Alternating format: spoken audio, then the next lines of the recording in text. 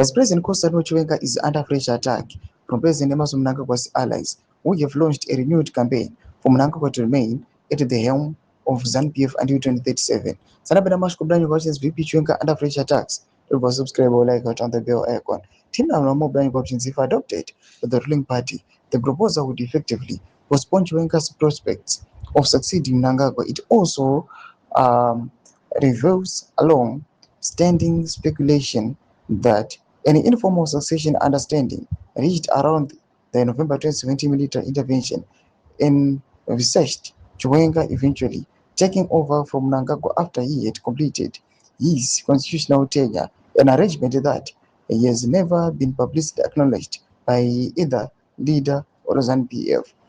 The latest push came from Cape 3 frontman and ZANU-PF provincial chairperson Goodwill Masimremwa, who declared that Mnangagwa should continue leading the ruling party for another 7 years, beyond 2030.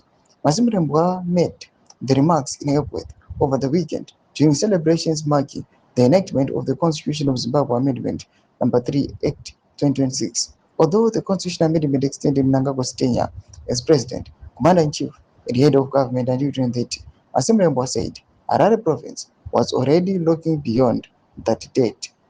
So we still want him for an additional 7 years.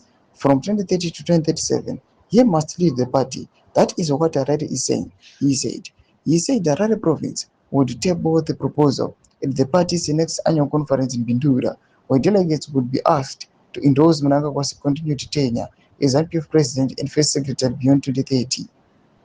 He credited Mnangagwa's leadership philosophy that a country is built by its owners and his foreign policy of being a friend to all and an enemy to none for strengthening Zimbabwe's regional and international standing.